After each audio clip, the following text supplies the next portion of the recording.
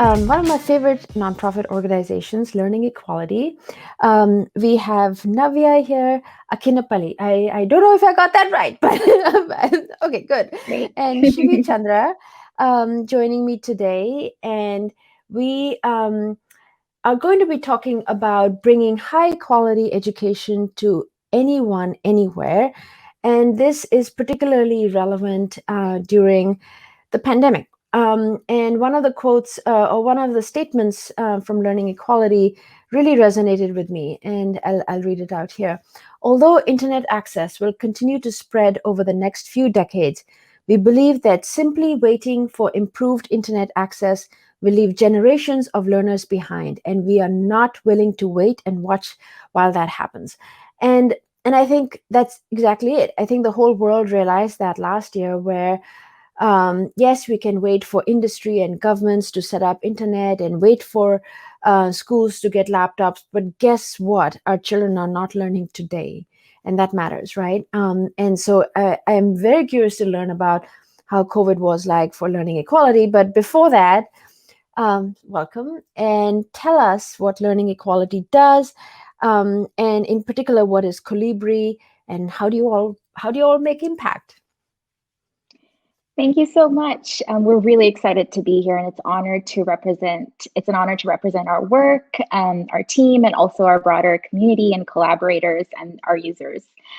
So just to take a step back and talk about learning equality, we're a nonprofit organization based in the US. We create and support tools to enable equitable access to educational opportunities, and with an emphasis on supporting effective education technology interventions, especially in low connectivity contexts. And our first generation platform, KA Lite, brought Khan Academy videos and exercises offline to 6 million users in 200 countries and territories. And it served as a proof of concept for offline access and distribution of content within a tool to support learning. And all of the lessons from working with others on KA Lite really fed into our second generation platform, Colibri. And Colibri is an end-to-end suite of open source tools, content, and support materials designed for offline first teaching and learning. And we can talk about a bit more about what we mean by offline first teaching and learning in the course of our conversation. And one of the notable aspects of how it is used is that it can work on a variety of low cost and older legacy devices, and it leverages existing infrastructure to create mini learning hubs. And we have completely offline access and distribution models, and it really enables thinking through how to reach out to these communities and vulnerable populations. And the fact that we are designed for offline first really changes how the platform is used and how it's created for these environments. And one of the unique aspects of our work and how we work with our collaborators is that we work very closely with organizations to improve our product. And we always aim to get feedback from our community and co-design with them in a tight feedback loop. I'm going to hand it over to Shibi to add in more and also talk a bit more about our approach to content and how we build that in. I had a question. I love the name Yes. Colibri. Do you know why it's called Colibri? Yes, Colibri, it means hummingbird in many different languages around the world. I think it's almost close to 100, and it means lightweight, easy to access. Easy to get around beautiful. and move around. And I think it's been a really unique symbol for us because it really resonates across the world. And that also shows how Colibri is used. And we can also share this wonderful video that we actually use in some of our training sessions as well, which really conveys a story of the hummingbird. Thank you, Navya, and thank you, Tara. We're really happy to be here. In addition to having the platform in our model of partnerships, one of the big services that Colibri provides and Learning Equality provides is around digital educational materials and making them more accessible. So it's a two-pronged approach. We assemble an adaptable library of existing materials, some of which you might know about, like Khan Academy or FET or Ubongo, things like that. And we provide technical tools to select from and reorganize it in the way that's most appropriate for different contexts. Something that's pretty unique unique about our approach, I think, is that we go source by source. So we make sure that each source is adaptable to be able to be used offline and in the different settings, depending on what it needs, what kinds of modifications and adaptations it needs. And then the third point is the point about vetting. We don't really look at content vetting in the normal sense of checking for accuracy and things like that, even though we do that, but we also expand it to looking at whether it can really work offline, the pedagogical model, the use case, whether there are any restraints for low resource users in being able to access and use those materials as well. So each of the materials in our library have been looked at from that lens, and we aim to make them available and spread awareness about using what's already out there and what exists.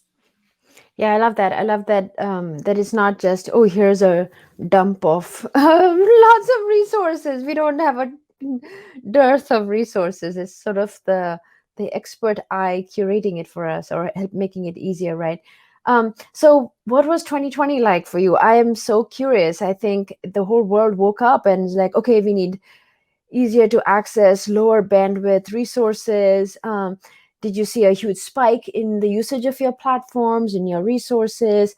What were some of the challenges and things that sort of surprised you?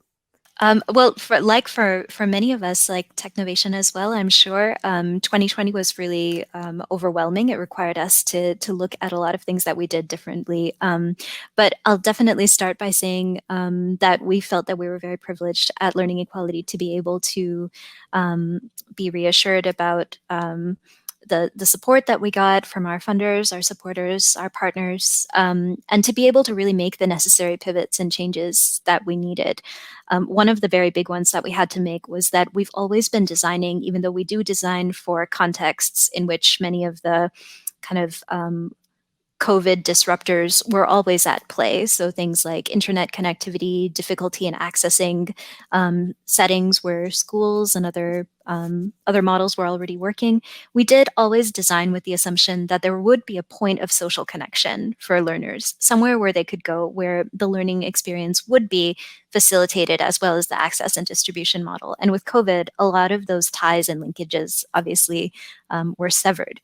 So we really went back to our roadmap and went back to our features and prioritized several things from our infrastructure to a different approach to content to really reorganize it around the single user at home and the things that they needed in order to have a successful self-directed learning experience, from data syncing to the infrastructure and the installation to self-directed learning materials to the toolkit that would enable them to get started and organize their learning experience. And we really poured our energies into those types of pivots while we were following all of the things that disrupted education for everyone: social distancing, school closures, things like that. Navya, would you like to speak more to some of our the development of the pedagogical resources in particular, which I think was a big challenge and pivot for us, but one that we were very excited about being able to rise to the occasion with?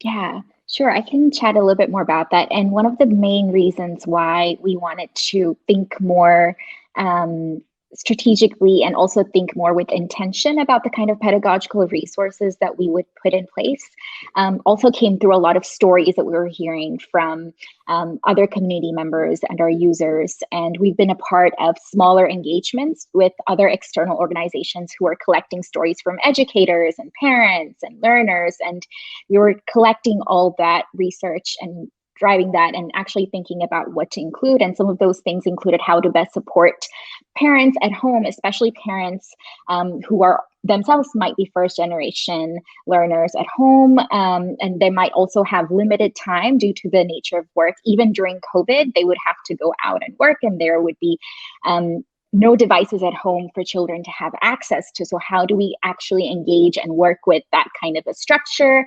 How do you provide guidance, which is bite-sized, very, very small, so it's not overwhelming for these educators who are at home, such as parents, and also for facilitators thinking about how to support learning at a distance. So how do we support distance learning through the lens of, again, providing bite-sized guidance and providing means and engagement for facilitators to connect to their students, and how to provide prompts so that they can meaningfully think about how learners are progressing through their learning resources, and how to get that back in terms of that whole process of continuing learning amid the pandemic. And we know there are so many other aspects to that as well. And Colibri can only go so far in providing access to educational resources, but other aspects related to that she can chat about more as we talk about additions we made to our content library. But a lot of that guidance, I think, helped support that ongoing struggle that others were having. And that we relied on teachers doing earlier. Now, sort of parents have to fill in that role, right?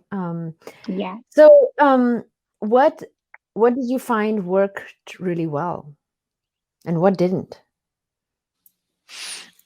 Well, one thing definitely that we appreciated and felt that that we could kind of hitch our momentum to in order to make the changes that we really saw necessary was the fact that we didn't have to make the case as often that offline learning was relevant and needed all over the media, all over the world, in feedback from teachers. I think finally we felt that people were really starting to understand that this is a significant We had the problem. same thing with virtual mentoring, because we spent like 15 years telling industry partners virtual mentoring can work, you should give it a shot. They're like, no, no, no, no. Right. Yes, Well, exactly. it works.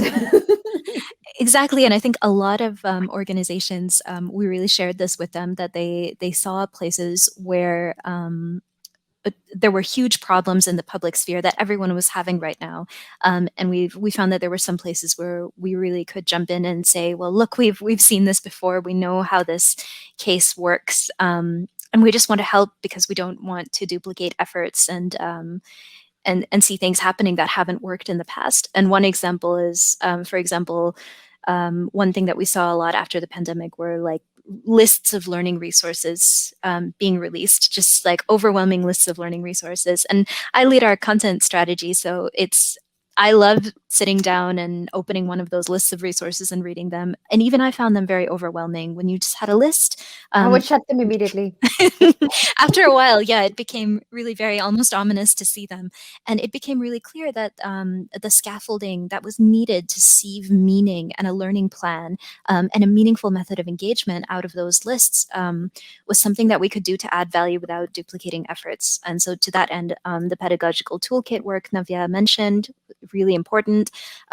Finding where gaps existed in those lists. So for example, self-directed learning guides for students is a huge gap. Most of them that do exist that I was able to find are really designed around the needs of students with an internet connection who are maybe studying in a formal program. There's nothing about what to do in this kind of case that we've been able to find.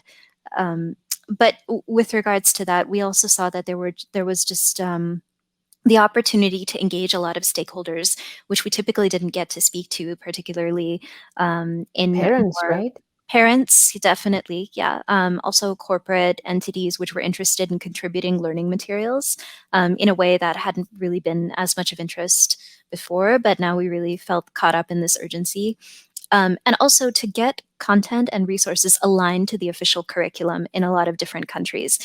This is one of the things that we've seen as like a number one time saver for teachers and also for students. When students go into a learning portal and they're able to see that the materials make sense with the vocabulary, the organization, the navigation, a lot of the mental load of planning their own course of study is taken off for parents and teachers. So that strategy and advocating for more curriculum alignment was something that we saw a lot more success in, and we were able to do large alignment projects, again, with the scope of some great support of some great partners like UNHCR in 5 different countries to get as many resources as possible aligned to the curriculum. Was a very helpful strategy. I think one thing that struck me was I have two kids, and it was interesting. Like the word independent study featured so much in their schedules, and I think you can view it as some sort of a negative where, okay, the teacher is not able to provide that support, so the kid has to do self-directed learning, or I just want to celebrate that. I'm like, we are here. Like, I mean, we are recognizing that children should become self-directed learners. Not, no comment on teachers. I mean, teachers are always going to be there. The community is always going to be very, very important. But we need to really amp up the child's ability to sort of make their own plan and explore on their own. And I think COVID has accelerated us the conversation, thankfully, a little in that direction. I had one question. I know I want to just sort of keep the conversation moving. As we sort of map out 2021, 2022, sort of looking, I know like in the media, there's a lot of talk about learning losses, which of course there were, but I think there were a lot of life gains in terms of life experience for students that they probably would not have had in a normal world. What do you think education organizations should keep in mind as we start to sort of think about what type of curriculum support, training, community do we want to provide for students, especially those in marginalized groups? Yeah, I think you hit what is needed also as a part of your question. When we shifted to this model of at-home learning, there's also this gap now in between whenever things reopen and schools reopen, students are back in schools, there would still be that gap of how do we support a hybrid learning model and supporting learning at a distance. And that's essentially something that we've been focusing on a lot, and how do we support that in the coming months. And a big part of that is how do we provide a platform, and how do we provide the tools and necessary infrastructure which needs to be enabled in order for learners to be a part of accelerated learning programs. And if teachers and learners don't have access to whatever they needed to for a while, and it's been a long time, and how do we get that experience that learners had when they were at home back into the classroom again? How do we learn from that, and how do we grow from that? And I think that need doesn't go away in terms of supporting at-home learning. It's just how do we re-envision thinking around that, and especially in offline learning environments. One of the key things that we're proposing, that we're building out, is how do we support ongoing learner progress, and getting that learner progress even when there is no internet connectivity available for an educator or for a teacher. So for example, if a learner is going to school at least twice a week and then they are working on materials at home, how does the educator have access to how they learned with those materials? So how do we provide that technology in order for teachers to get that information from the platform?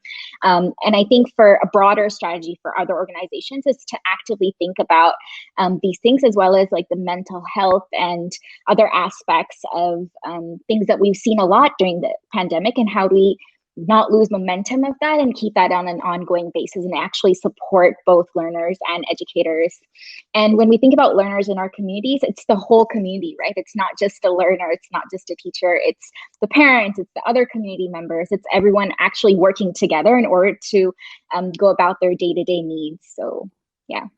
I think one partner also of the task force from there's a funder called the Buy Cares, and I think they're funding girls' education in maybe 14 or 16 countries. And she says something very, very insightful, that she's like, if the girl is having trouble learning, it means that it's a symptom that the family is struggling.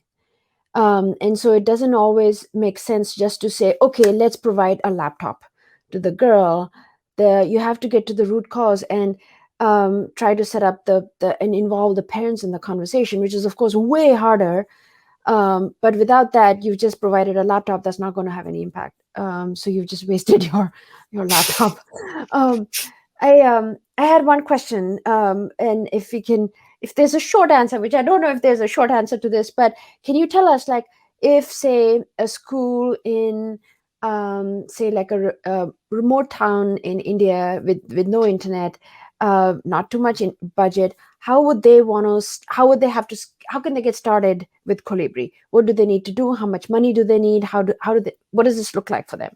Yeah, so one of the key things that we always look out for is to check whatever existing hardware and devices and infrastructure that you have. So the cost is highly dependent on what is already available. And so if there is existing hardware available, like it can be a computer, it can also be an old computer. So what we typically need, and this is what we moved away from in terms of distance learning, is typically Calibri is used in a space where there is some kind of social connection, because we follow what we call a client and server model, where there is a laptop which has Calibri, and then there are other devices which can be tablets or phones or other laptops, and they go to a web browser in order to access Calibri. And that happens completely in an offline environment. Now, what happened with Calibri and how we pivoted is we rapidly iterated on our development of the Calibri Android app, which is currently under testing and iteration. So if there is an Android device that others have, it can be a phone, it can be a tablet. Again, they can download Calibri as soon as we release that in the coming months, but even if there's existing infrastructure as well. So the cost is highly dependent on that. And then the other aspect of your question in terms of downloading things. So when you first have, think about what kind of content that you need. And this is why we work very closely with our implementers in these areas and these local contexts, because they have a good understanding of what is needed for that particular community. So thinking about what are the learner goals and the learning needs for that particular community. And it can be a group of families, it can be in a village, and then downloading that content from our Calibri content library and then putting that in Calibri itself, so then it can be accessed amongst all of these learners and educators. And what we've seen is Essentials Community Center can have Calibri, and then learners and others, members of the communities, can go visit that learning center. And that's what we've seen across, especially in rural areas. There's always like a central community place where people gather to meet. That's usually a great starting point in order to get Calibri started and build momentum in the community as well. I hope that answers. Yeah, no, it makes it tangible. So we're about to sort of wrap up this conversation. Tell us, we're always hungry for stories, right? So tell us one story that fueled you and kept you going last year. We definitely had quite a few interesting things, mostly around the different kinds of collaborations that we were able to have, and also the moments when I think for our entire team, the most cherished moments was when an implementer or someone would come to us and say, "This is what we needed," whether the thing that they needed was the device itself or just a short training strategy that we had for them about vetting content or something like that. The feeling that we were able to plug in gaps in the system rather than just suggesting our own product as like a one-size-fits-all thing all the time, that was a really wonderful experience. And we did hold 2 large community webinars, which were attended by several hundred people from quite a few countries around the world, where we were able to showcase the implementers who were running programs in the various countries, as well as people who were doing some of the nitty-gritty, less glamorous, less showcased work, like those who vet through hundreds of content resources and align them to the curriculum.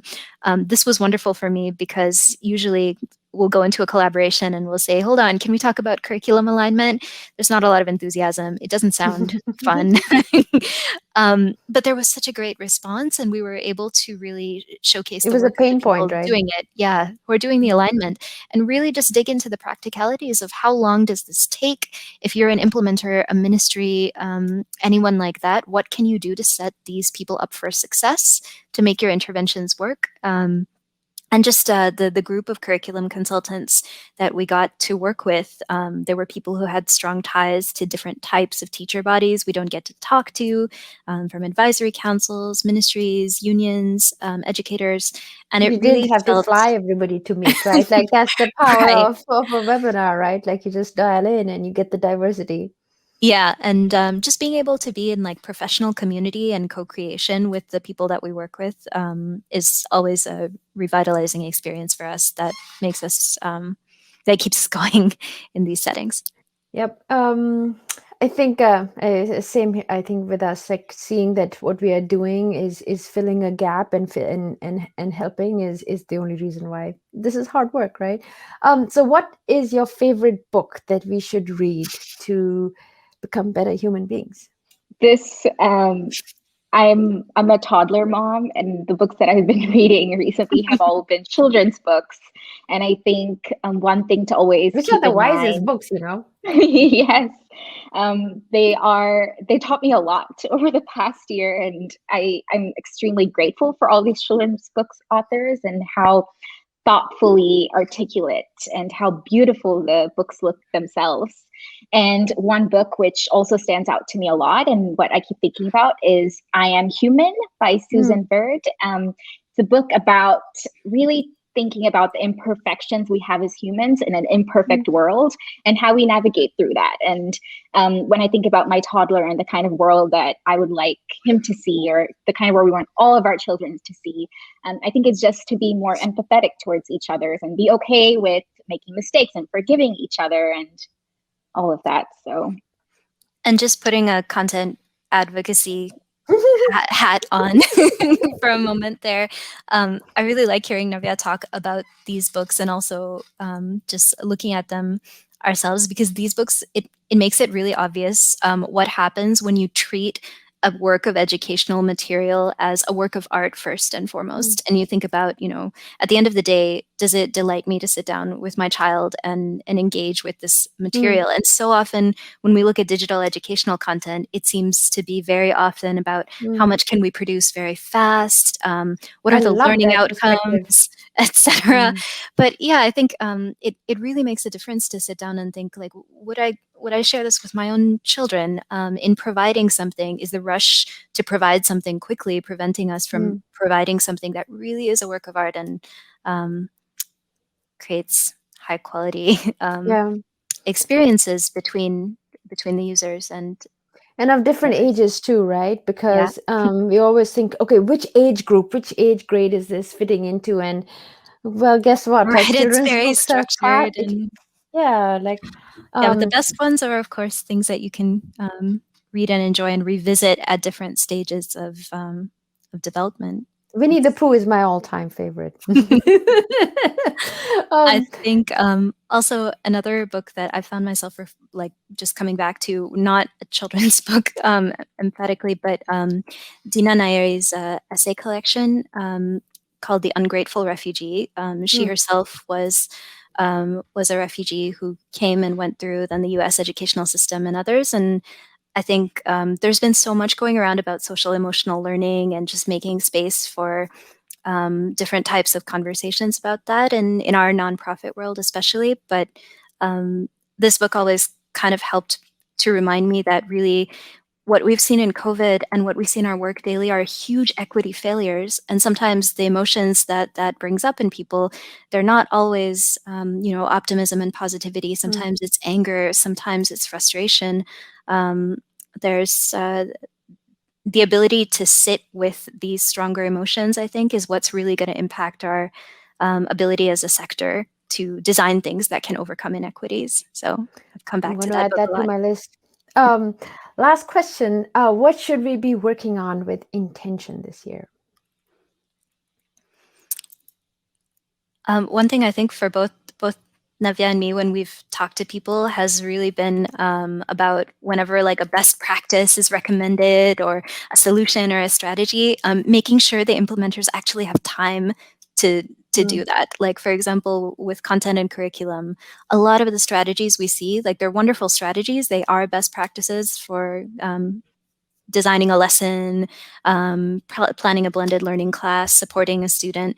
But you can have the most well-resourced and most skilled teacher in the world, but if there isn't time built into their school day in order to do these things, then the strategy won't work. And so a lot of the things that we do in our toolkit, in our curriculum alignment, even in our platform design in terms of working on, like, say, our content filtering and discovery mechanisms, or installation and the way that works, provisioning devices with materials, it's really focused on reducing the burden on implementers who are teachers in terms of time. And that's something I think as a sector we could be more intentional about, the hidden costs of I time. love that, especially everybody is doing so much, right? Like parents are dealing with work as well as COVID, as well as teaching, and everybody is 3x, right? So do when we present these long lists, do we have time, right? I love that.